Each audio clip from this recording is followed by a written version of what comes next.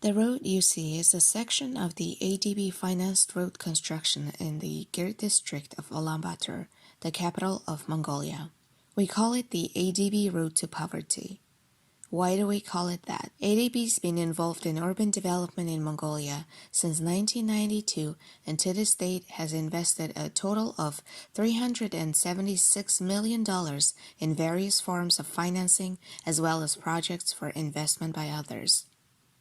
Numerous TAs were tasked to build policy and legal framework for urban development and capacity building for compliance with the bank standards, including an attempt to pass an involuntary resettlement law a few years ago where it was implemented. But you will hear from the testimonies how protection from loss of land, home, livelihood activity leading to poverty is not happening here despite the alleged successful efforts. За би 6 бодлын төрийн бас байгууллагын тэргүй аюун төгсгөж хүн байна.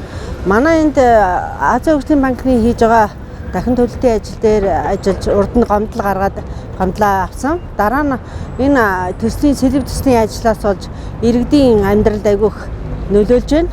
Иргэд нөгөө хашаа байшин нуурах, эрсдэлтэй тэндээ амьдарч чадахгүй дайжих асуудлууд их байна. Нөгөө ядуурлыг бууруулна гэсэн чараа ядуурл нэмэхээр болоод энэ иргэд эндээ ажиллаж амьдарч чадхаа байгаа дайжаад байна. Энэ асуудал чинь ядуурлж хүрэж байна. Нэг хоёр зам талбай гарц хийгээгүйгээс болж иргэдийн машин тэрэг эвдрэх, иргэд унж бэртэх асуудлууд маш их гарч байгаа болохоор бид нар тэрэн дээр бол их ажил хийж байна. Эндээс нүүсээ айлууч гэсэн зарим нэг нь бол орон гэртээ болж чадахгүй, амжиргаа нь буурч байна. Газрыг маш бага хэмжээгээр олгосон нөгөө хотоос гарах газараа 500 өгөх ёсноо 250 өгөөд иргэд газар дээр одоосондоо очиж амьдраагүй хугацаанд амьдрал нэг эрсдэлд орж байгаа явдлууд их байна. Once in a lifetime, a citizen has the right to obtain a piece of land free of charge and live on it for free. Resettled families were offered cash compensation for their land and made find land on their own. This act is interpreted by the project as a voluntary sale of land back to government. Based on this premise, the project issues land possession titles for a 5-year limitation instead of restoring ownership title. Why is this a problem? Possession title requires payment of land fees, which is an additional burden on resettled families already suffering from economic and social displacement. In addition, the Mongolian tradition of living as a hot el of 2 to 3 and more families living on the same plot was disregarded in the ADB's land acquisition and resettlement plan. Land titling principle borrowed from a sedentary culture was applied to issue a land certificate to only one family. Remaining families were to go without compensation of any kind.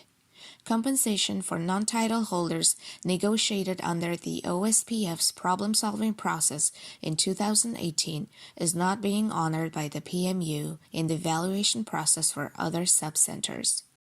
Шилжүүлэлтийн 6 сарын хугацаанд сая 800 мянган төгрөг, нүүлгэлтийн 250 мянган төгрөг, энэ 250 мянган төгрөгийг хүүхдүүдийнхээ нэр дээр орж иж болох уу гэсэн чинь сүүлийн 6 сар танай хүүхдүүд тухайн нутаг дэвсгэр дээр ойрсон суугаагүй гэсэн хариултыг өгсөн. Энэ асуудалд бол би яагаад ингэж хандж байгаа гэхээр сүүлийн 6 сар гэдэг чинь манай хүүхдүүд чинь ковидээс болоод их орон газар нутаг дээрээ ирээгүй болохоос биш. Түүнээс бол ингээл байнгын ирж очин дээрээ ингээд амжиргаагаа залгуулж байдаг ийм улч одоо ингээд ковидээс одоо болтол ирээгүй л байж байгаа манай хүүхдүүд. The testimony by this woman confirms the fact that the project continues to use every possible pretext to reduce compensation. Family members stuck outside Mongolia due to COVID were cut from compensation because they haven't lived at the registered address for the last 6 months. It appears that the ADB has not communicated the policies for protecting people and migrant workers affected by COVID restrictions from further harm. A cash amount of $35,000 considered a decent compensation, but it will not buy an apartment that can comfortably house 6 adults and 2 children of the title holder.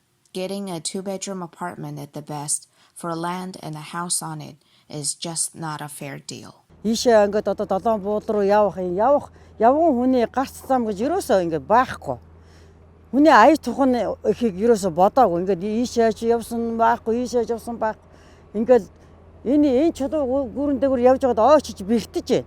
Би оочоо тарих толгойгоо хаглаад 40 хоног айгүй муухай хэцүү байдалтай их олон хоног байлаа. Ажлаа хийж чадахгүй байлаа. За тэгээд энэ гашаанд амьдрах ямар ч үндэс байхгүй. Энд баашин бариад амьдрийгээ би одоо 6 хүүхдээ эцэг хүн те. Манай хүүхдүүд энэ голынхаа арт талд ингэж гол руугаа гарч тоглодог гэсэнд одоо энэ зам ийм садаа болж байна. Энэ замаар доотлон 50 милийн хурдтай 50-аас дээш явна. Энэ хүүхдүүдийн аюулгүй байдал ямар ч байхгүй. Одоо та нар жишээ нь ингээ хардаа манай гашаа ийм байдалтай. Өвлөн хүмүүс ингээ банз манзыг хулгайлаад авчихсан. Энийг нөхөн сэргээнэ гэсэн ямар ч юм байхгүй. Аль нь нөхөн сэргээх гээд байгаа нь очиод дарга зэрэг нэртэй уулзахаар тийшээ гэд бидэрт ямар ч тийм шийттэй хариу нэг ч өгөөгүй. Одоо энэ гаргаж өгж байгааг нь хараа. Ингээд эндээс би машинтайгаа ийм замаар би яаж ийм гарах юм бэ?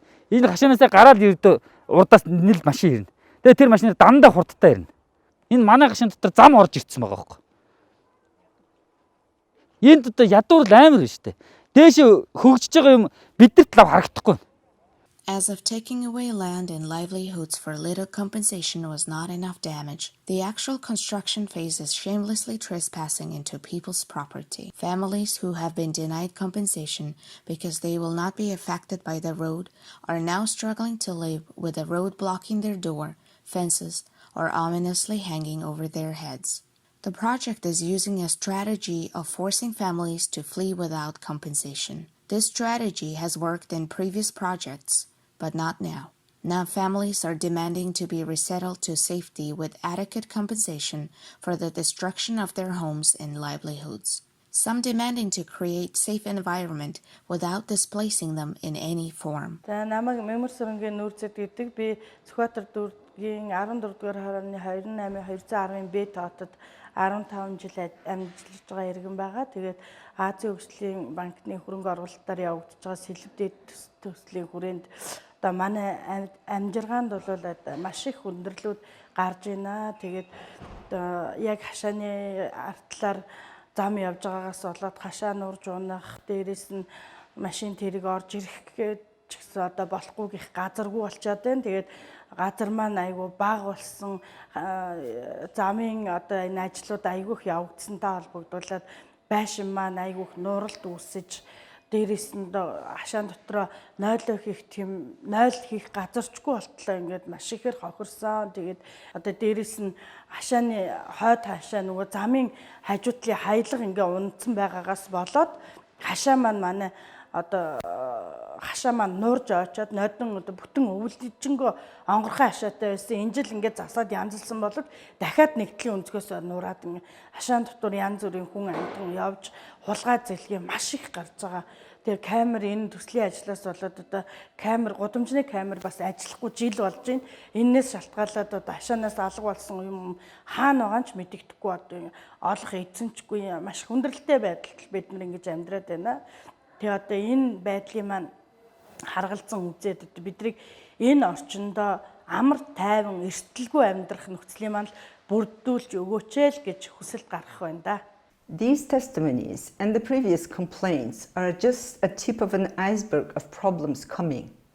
It is a shame that the Green Climate Fund is going to co-finance housing that is not only going to be powered by dirty coal production, but will have displaced marginalized communities for their green and affordable housing. ADB, GCF, EIB, and the World Bank Group are implementing urban development projects, neglecting their own safeguards policies, climate commitments, and the mandate to reduce poverty. We call upon all IFIs to 1. Stop physical, economic, and social displacement of communities. 2.